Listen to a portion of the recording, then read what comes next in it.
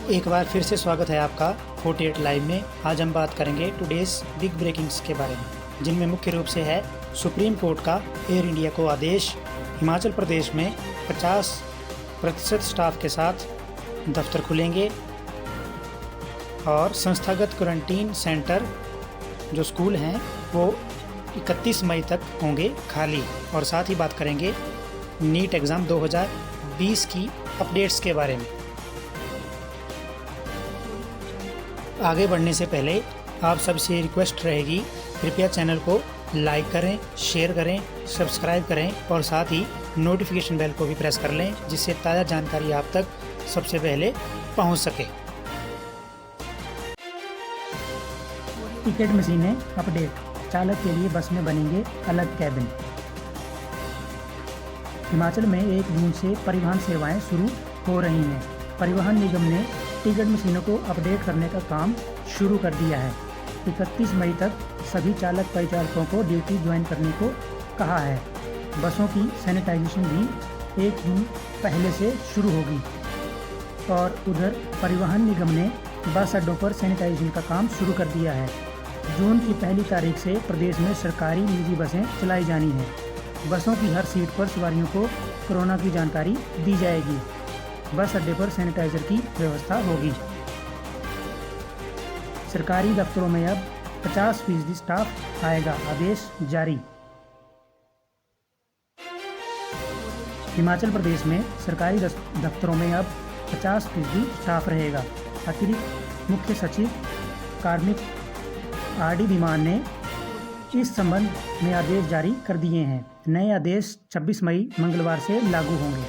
Class 1 और 2 अफसरों का दफ्तर में आना अनिवार्य होगा, जबकि 50% बाकी तृतीय और चतुर्थ श्रेणी स्टाफ हर दिन रोस्टर के हिसाब से हाजिरी देगा। इससे पहले दफ्तरों में 30% स्टाफ ड्यूटी दे रहा था। मुलाजिमों को फ़ोन पर आरोग्य ऐप अपलोड करना अनिवार्य होगा। घर रहने वाले कर्मी स्टेशन नहीं छोड़ेंगे। रोस्टर के दौरान घर पर रहने वाले कर्मियों का वेतन नहीं कटेगा। कर्मचारियों के आने और जाने के लिए 2 ग्रुप होंगे। पहला ग्रुप सुबह 10 से शाम 5 बजे तक, जबकि दूसरा 10:30 बजे से शाम 5:30 बजे तक कार्यालय में रहेगा। दिल्ली से गग्गल पहुंचे 45 यात्री, एयर इंडिया की उड़ानें हुई रद्द। 2 महीने बाद सोमवार को स्पाइस जेट का जहाज गग्गल एयरपोर्ट पर उतरा। जहाज में 45 यात्री सवार थे। हवाई जहाज से घर पहुंचे यात्रियों के चेहरों पर घर आने की खुशी साफ झलक रही थी। जहाज से आए सभी यात्रियों को स्वास्थ्य जांच के बाद संस्थागत क्वारंटीन किया गया। करीब 2 माह बाद गग्गल एयरपोर्ट पर सोमवार को स्पाइस जेट और एयर इंडिया की एक उड़ान प्रस्तावित थी।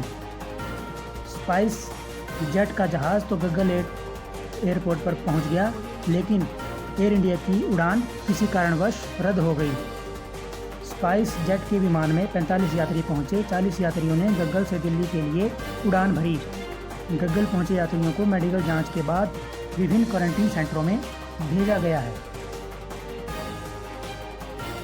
कोविड-19 को लेकर भारत इजराइल के बीच व्यापक वैज्ञानिक सहयोग को लेकर हुई बात। इजराइल के राजदूत रॉन मल्का और भारत के राजदूत संजीव सिंगला ने रक्षा अनुसंधान और विकास संगठन, वैज्ञानिक और औद्योगिक अनुसंधान परिषद ने अनुसंधान और विकास निदेशालय से प्रमुख के साथ कोविड-19 को लेकर उच्च स्तरीय वैज्ञानिक सहयोग पर चर्चा की। बैठक के बाद दोनों ने कहा कि भारत और इजराइल ने बड़े डेटा और आर्टिफिशियल इंटेलिजेंस तकनीक पर आधारित तेजी से निदान के लिए संयुक्त रूप से अनुसंधान एवं विकास पर चर्चा की, ताकि सामान्य दिनचर्या में तेजी से वापसी हो सके। यह इजराइल के प्रधानमंत्री और भारत के प्रधानमंत्री नरेंद्र मोदी की दूरदृष्टि का हिस्सा है, जो दोनों देशों के बीच व्यापक वैज्ञानिक सहयोग को लेकर है। जल्द खत्म हो जाएगा लार थूक पर लगा बैन। हालात सामान्य होते ही लौट आएंगे पुराने नियम। आईसीसी क्रिकेट समिति के अध्यक्ष अनिल कुंबले ने कहा है कि गेंद को चमकाने के लिए लार के इस्तेमाल पर प्रतिबंध अंतरिम कदम है। कोविड-19 महामारी से जुड़ी स्थिति नियंत्रित होने पर चीज़ें दोबारा सामान्य हो जाएंगी। संक्रमण के खतरे को न्यूनतम करने के लिए कुंबले की अगुवाई वाली समिति ने लार के इस्तेमाल को प्रतिबंधित करने की सिफारिश की है।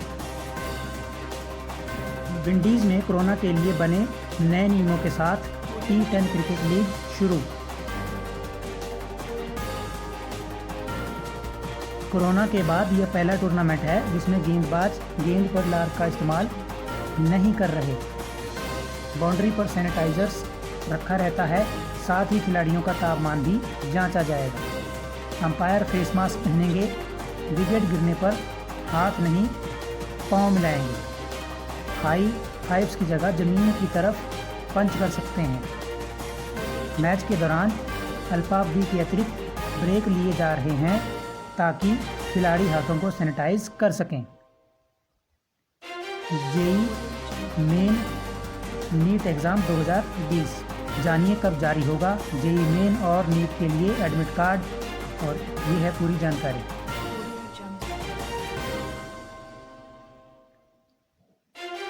संयुक्त प्रवेश परीक्षा जेईई मुख्य और राष्ट्रीय पात्रता या सह प्रवेश परीक्षा नीट के लिए संशोधित तिथियों की घोषणा करने के बाद राष्ट्रीय परीक्षण एजेंसी एनटीए ने इंजीनियरिंग और मेडिकल की इन प्रवेश परीक्षाओं के लिए एडमिट कार्ड कब जारी होगा इस बात की जानकारी दी है। एनटीए ने बताया है कि इन प्रवेश परीक्षाओं के लिए एडमिट कार्ड या हॉल टिकट कब जारी होगा। एनटीए की तरफ से हाल ही में जारी एक नोटिस में बताया गया है कि इन प्रवेश परीक्षाओं की तारीख से 15 दिन पहले एडमिट कार्ड जारी कर दिया जाएगा।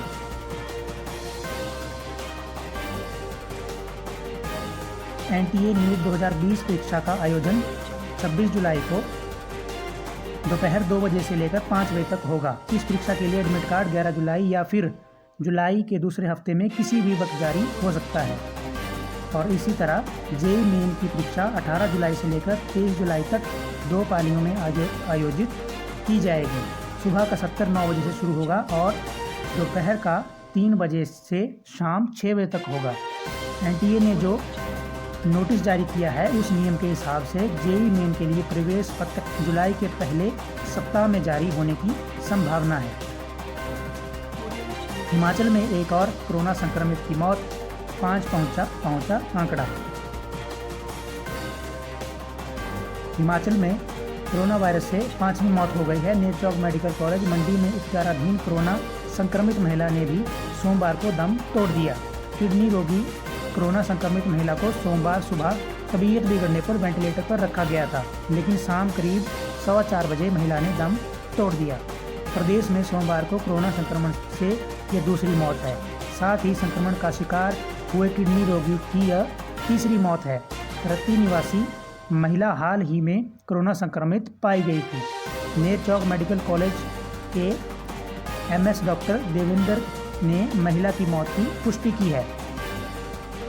सुप्रीम कोर्ट का एयर इंडिया को आदेश, 10 दिन बाद ना हो मिडल सीट की बुकिंग। बॉम्बे हाई कोर्ट के आदेश वाली याचिका को एयर इंडिया और केंद्र सरकार ने सुप्रीम कोर्ट में दी थी चुनौती।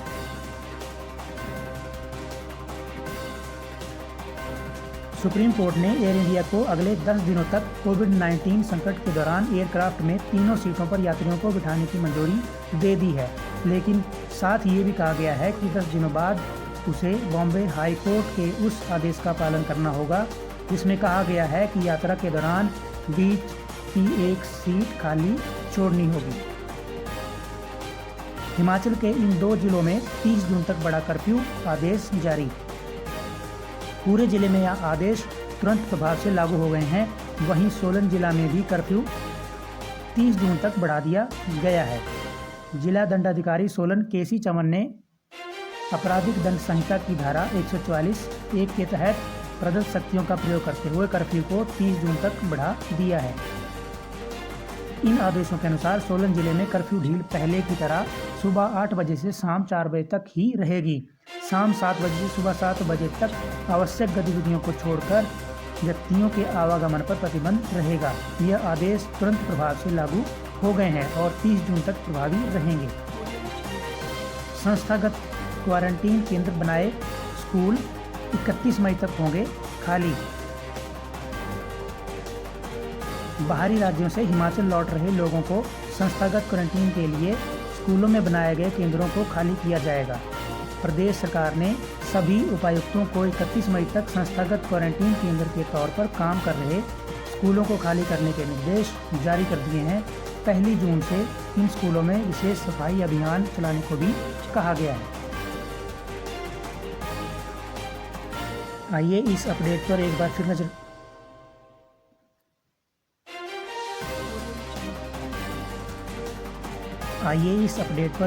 से चर्चा करते हैं। हिमाचल के इन 2 जिलों में 30 जून तक कर्फ्यू बढ़ा आदेश जारी किए गए। हमीरपुर जिला में यह आदेश जो है 30 जून तक कर्फ्यू बढ़ाने के जारी कर दिए गए हैं और उसी के साथ ही सोलन जिले में भी 30 जून तक जो है वो कर्फ्यू बढ़ा दिया गया है। हमीरपुर जिला के जो आदेश हैं वो हमीरपुर जिला के डीसी राकेश कुमार प्रजापति ने जारी किए हैं और सोलन में जो कर्फ्यू 30 जून तक बढ़ा है उसके आदेश डीसी सोलन केसी चमन ने जारी किए हैं। वीडियो को देखने के लिए आप सभी का धन्यवाद। जय हिंद, जय भारत।